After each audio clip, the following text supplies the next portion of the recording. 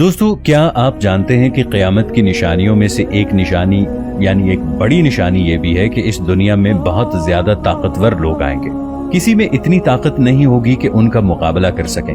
یہ زمین پر موجود تمام سمندروں اور دریاؤں، ندی نالوں کا پانی چٹ کر جائیں گے۔ یہ زمین پر موجود تمام اناج اور پھل کھا جائیں گے۔ راستے میں چلتے ہوئے ان کے راہ میں کوئی بھی رکاوٹ آئی، یہ اس کو تباہ و برباد کر دیں گے۔ اس خوفناک قوم کے بارے میں ہم بچپن سے سنتے آ رہے ہیں۔ دوستو، آج کی اس ویڈیو میں ہم اسی قوم کے بارے میں بات کریں گے۔ جی ہاں، آپ ٹھیک سمجھے، آج ہم یاجوج ماجوج کے بارے میں آپ کو معلومات فراہم کریں گے۔ یاجوج اور ماجوج کے بارے میں آپ نے پہلے بھی سنا ہوگا، لیکن ہم آپ کو تفصیلی معلومات فراہم کریں گے، ایسی معلومات جو شاید آپ نے کبھی پہلے نہ سنی ہو۔ یاجوج ماجوج ہیں کون؟ یہ دیکھنے میں کیسے نظر آتے ہیں؟ یہ کہاں رہتے ہیں؟ ان کا نزول کب ہوگا؟ اور اس کے علاوہ اور بھی بہت کچھ۔ دوستو، یہ ویڈیو بہت معلوماتی ہونے والی ہے، اس لیے ویڈیو کو آخر تک ضرور دیکھیے گا۔ اللہ تعالیٰ نے ان کا ذکر قرآن مجید کی سورہ کہف اور سورۃ الانبیاء میں بھی کیا ہے۔ دنیا میں 4 بادشاہ ایسے گزرے ہیں جنہوں نے اپنے وقت میں پوری دنیا پر حکومت کی ہے۔ ان میں سے 2 مسلمان تھے اور 2 حکمران کافر تھے۔ کفار میں نمرود اور بخت نصر، جبکہ مسلمانوں میں حضرت سلیمان علیہ السلام اور حضرت ذوالقرنین علیہ السلام تھے۔ حضرت ذوالقرنین علیہ السلام کو سکندر بھی کہا جاتا ہے، اور یہ حضرت نوح علیہ السلام کے بیٹے سام بن نوح کی نسل میں سے تھے۔ یہ اپنی ماں کے اکلوتے بیٹے تھے اور حضرت خضر علیہ السلام کے خالہ زاد بھائی بھی تھے۔ آپ حضرت ابراہیم علیہ السلام کے ہاتھ اسلام کی دعوت قبول کر کے مسلمان ہوئے تھے اور کافی برس ابراہیم علیہ السلام کی صحبت میں گزارے۔ قرآن مجید میں حضرت ذوالقرنین علیہ السلام کے 3 سفروں کا حال بیان کیا گیا ہے۔ انہوں نے جو 3 سفر کیے، اس ویڈیو میں ہم آپ کو ان سفروں کے حالات بھی بتائیں گے۔ یہ حالات بہت ہی عجیب اور حیرت انگیز ہیں۔ پہلا سفر یہ ہے کہ سام بن نوح کی اولاد میں سے کوئی شخص آب حیات کے چشمے کا پانی پی لے گا تو اسے موت نہیں آئے گی، تو حضرت ذوالقرنین علیہ السلام اس آب حیات کی تلاش میں مغرب کا سفر شروع کرتے ہیں۔ آپ کے خالہ زاد بھائی حضرت خضر علیہ السلام بھی آپ کے ہمراہ تھے۔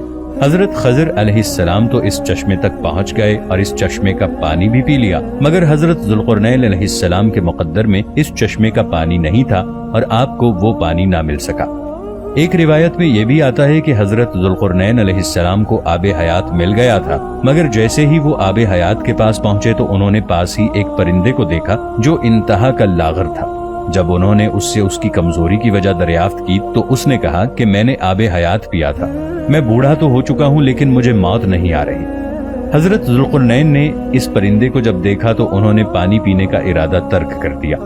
تو حضرت ذوالقرنین علیہ السلام کا سفر جاری تھا۔ آپ چلتے چلتے ایک ایسے مقام پر پہنچ گئے جہاں مغرب میں ہی سورج غروب ہوتا ہے، اور وہ دنیا کے بالکل آخری کونے میں آ گئے۔ سورج غروب ہوتے وقت آپ کو ایک ایسا منظر نظر آتا ہے جیسے ایک سیاہ چشمے میں سورج ڈوب رہا ہے۔ اگر ہم سمندری سفر کریں تو مغرب کے وقت ہمیں ایسا لگتا ہے جیسے سورج سمندر میں ڈوب رہا ہے، مگر آپ مغرب میں اتنا آگے پہنچ چکے تھے جو دنیا کا آخری کونا تھا۔ وہاں ان کا سامنا ایک ایسی قوم سے ہوا جو جانوروں کی کھال پہنے ہوئے تھی۔ ان کا دوسرا سفر مشرق کی طرف تھا۔ آپ سفر کرتے کرتے ایک ایسی جگہ پر جا پہنچے جہاں سے سورج طلوع ہوتا ہے۔ آپ نے وہاں ایک ایسی قوم کو دیکھا کہ وہ کسی عمارت یا مکان میں نہیں رہ رہے تھے۔ جب سورج طلوع ہوتا وہ غاروں میں یا زیر زمین چلے جاتے، جب سورج غروب ہوتا تو یہ اپنے ٹھکانوں سے نکل کر روزی روٹی کی تلاش میں لگ جاتے تھے۔ حضرت ذوالقرنین نے ان کو بھی اسلام کی دعوت دی۔ ان میں سے کچھ لوگوں نے دعوت قبول کی اور کچھ لوگ اڑے رہے، اور وہاں پھر جنگ بھی ہوئی، مگر حضرت ذوالقرنین علیہ السلام نے ان لوگوں کو قابو میں کر لیا۔ اب ان کا تیسرا سفر شمال کی جانب تھا۔ آپ سفر کرتے کرتے 2 پہاڑوں کے درمیان پہنچ گئے۔ وہاں بھی عجیب و غریب قسم کی آبادیاں آباد تھی۔ ان کی زبان بھی نہایت عجیب و غریب تھی۔ ان لوگوں کے ساتھ اشاروں کے نایوں میں بہت مشکل سے بات کی جا سکتی تھی۔ ان لوگوں نے حضرت ذوالقرنین علیہ السلام سے یاجوج ماجوج کے ظلم و ستم کی شکایت کی اور آپ سے مدد کی اپیل کی کہ ہمیں ان کے ظلم و ستم سے بچائیں۔ اب سوال یہ پیدا ہوتا ہے کہ یاجوج ماجوج کون ہے؟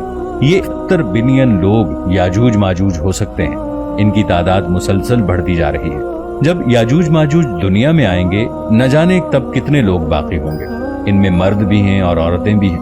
یہ 3 گروہوں میں تقسیم ہے، ایک توبین، دوسرا تعویذ اور تیسرا منسق۔ اگر ان میں سے کسی کو موت آتی ہے تو وہ اپنے پیچھے 1000 سے زیادہ اولاد کو چھوڑ کر مرتا ہے۔ یہ لوگ خونخوار، وحشی اور جنگلی قسم کے ہیں۔ ان کا رہن سہن جانوروں جیسا ہے۔ جب بہار کے موسم میں یہ لوگ اپنے گھروں سے نکلتے ہیں تو تمام کھیتیاں اور سبزیاں کھا جاتے ہیں اور خشک چیزوں کو اپنے ہمراہ لے جاتے ہیں۔ یہ سانپ، بچھو، چھوٹے بڑے سبھی جانوروں کو کھا جاتے ہیں۔ حضرت محمد صلی اللہ علیہ وآلہ وسلم کا ارشاد ہے، جب تک یاجوج ماجوج نہ آ جائیں قیامت ظاہر نہیں ہوگی۔ یاجوج ماجوج کے نکلنے سے پہلے دنیا کن چیزوں سے محروم ہو جائے گی؟ حضرت ابن عباس رضی اللہ تعالی عنہ نے فرمایا کہ اللہ تعالیٰ نے 5 نہروں کو جنت سے جاری کیا۔ یہ 5 دریا ایک ہی چشمے سے جاری ہوئے۔ اللہ تعالیٰ نے حضرت جبرائیل علیہ السلام کے ذریعے جنت کے اس چشمے کو پہاڑوں کے اندر امانت کے طور پر رکھ دیا اور پہاڑوں کے ذریعے زمین پر نہروں کو جاری کیا۔ لوگ اس سے طرح طرح کے فوائد حاصل کرتے ہیں۔ جب یاجوج ماجوج کے نکلنے کا وقت ہوگا تو اللہ تعالیٰ حضرت جبرائیل علیہ السلام کو زمین پر بھیجیں گے اور وہ 6 چیزوں کو زمین سے اٹھا کر لے جائیں گے۔ دنیا سے قرآن پاک کو اٹھا لیا جائے گا، سارا علم اٹھا لیا جائے گا، حجر اسود کو اٹھا لیا جائے گا، مقام ابراہیم کو بھی اٹھا لیا جائے گا، حضرت موسیٰ علیہ السلام کا تابوت اور جن 5 نہروں کا ذکر کیا گیا تھا وہ نہریں بھی اٹھا لی جائیں گی۔ تو پوری دنیا سے دنیا اور دین کی برکت اٹھ جائے گی۔ لوگ ان برکتوں سے بالکل محروم ہو جائیں گے۔ وہ کیسا دور ہوگا ذرا سوچئے۔ ہو سکتا ہے کسی کے ذہن میں یہ سوال آئے کہ یاجوج ماجوج دیکھنے میں کیسے نظر آتے ہیں، ان کا چہرہ، آنکھیں، بال اور جسم کے باقی خد و خال کیسے ہوں گے؟ تو اس کا جواب ہے کہ حدیث پاک میں یاجوج ماجوج کے بارے میں آیا ہے کہ وہ چوڑے چہرے والے، چوڑی آنکھوں والے اور موٹے بالوں والے ہوں گے۔ یاجوج ماجوج کا ظہور اس وقت ہوگا جب حضرت عیسیٰ علیہ السلام دجال کو قتل کر چکے ہوں گے۔ دجال کے قتل کے بعد حضرت عیسیٰ علیہ السلام کو حکم ہوگا کہ تمام مسلمانوں کو کوہ طور کی طرف لے جائیں، کیونکہ اب کچھ ایسے لوگ ظاہر ہونے والے ہیں کہ ان سے لڑنے کی طاقت کسی میں نہیں ہوگی۔ تب یاجوج ماجوج کا ظہور ہوگا۔ ان کے نکلنے پر دنیا میں ایک عجیب و غریب فساد برپا ہو جائے گا۔ ان کی آمد نہایت خطرناک ہوگی۔ یہ تعداد میں اس قدر زیادہ ہوں گے کہ ان کا پہلا گروہ جب بحیرہ طبریہ سے گزرے گا تو اس کا سارا پانی پی کے سمندر کو خشک کر دے گا۔ جب ان کا دوسرا گروہ آئے گا تو وہ یہ دیکھ کر حیران ہو جائے گا کہ جیسے وہاں پانی تھا ہی نہیں، پانی اس طرح ختم ہو جائے گا۔ یہ اتنا بڑا لشکر ہوگا۔ یہ لوگ دنیا کے فساد اور قتل و غارت سے جب فارغ ہو جائیں گے تو مسلمان حضرت عیسیٰ علیہ السلام کے ساتھ کوہ طور پر موجود ہوں گے۔ یہ لوگ کہیں گے کہ زمین والوں کو قتل کر لیا، آؤ اب آسمان والوں کو قتل کریں۔ اللہ کی قدرت دیکھیں، جب یہ لوگ آسمان سے زمین پر گریں گے تو ان پر خون لگا ہوا ہوگا۔ یہ اپنی انہی حرکتوں میں مشغول ہوں گے۔ حضرت عیسیٰ علیہ السلام پہاڑ پر اپنے ساتھیوں سمیت موجود ہوں گے۔ حضرت عیسیٰ علیہ السلام اپنے ساتھیوں سمیت مل کر دعا کریں گے کہ اللہ تعالیٰ یاجوج ماجوج کی گردن میں ایک ایسا کیڑا پیدا کر دے جو ان کو ہلاک کر دے، اور یاجوج ماجوج سب یکدم مر جائیں گے۔ ان کے مرنے کے بعد حضرت عیسیٰ علیہ السلام پہاڑ سے اتر آئیں گے اور دیکھیں گے کہ ساری زمین ان کی لاشوں سے بھری پڑی ہے۔ زمین پر اتنی لاشیں ہوں گی کہ وہاں پاؤں رکھنے کی جگہ نہیں ہوگی۔ وہاں اتنی بدبو ہوگی کہ سمجھ نہیں آ رہا ہوگا کہ ان لاشوں کو کہاں دفنایا جائے۔ پھر اللہ تعالیٰ حضرت عیسیٰ علیہ السلام کی دعا سے ایسے پرندے بھیجے گا کہ ان کی گردن اونٹ جتنی اونچی ہوگی۔ وہ یاجوج ماجوج کے جسموں کو اٹھا کر لے جائیں گے۔ یاد رہے کہ یہ ان کو دنیا میں ملنے والی سزا ہے۔ ان کے کثیر گناہوں کی وجہ سے انہیں جہنم میں بھی دردناک عذاب دیا جائے گا۔ ایک تو انہوں نے ظلم و زیادتی، قتل و غارت کا بازار گرم کیا ہوا تھا، دوسرا وہ اللہ کی وحدانیت پر ایمان بھی نہیں لائے تھے، حالانکہ ان کو دعوت اسلام دینے کے لیے حضرت محمد صلی اللہ علیہ وآلہ وسلم بذات خود تشریف فرما۔ حضرت ابن عباس رضی اللہ تعالی عنہ کا فرمان ہے کہ حضرت محمد صلی اللہ علیہ وآلہ وسلم نے فرمایا کہ معراج کی رات اللہ تعالیٰ نے انہیں یاجوج ماجوج کے پاس دعوت اسلام کے لیے بھیجا تھا۔ حضرت محمد صلی اللہ علیہ وآلہ وسلم کے فرمان کے مطابق یہ ان کے پاس گئے اور انہیں دعوت حق دی، اور انہوں نے اس دعوت کو جھٹلا دیا۔ وہ فرماتے ہیں کہ اللہ تعالیٰ کے نافرمان بندوں اور اولاد ابلیس کے ساتھ یہ دوزخ میں جائیں گے۔ ان کے مرنے کے بعد زمین سکون اور امن و امان سے بھر دی جائے گی۔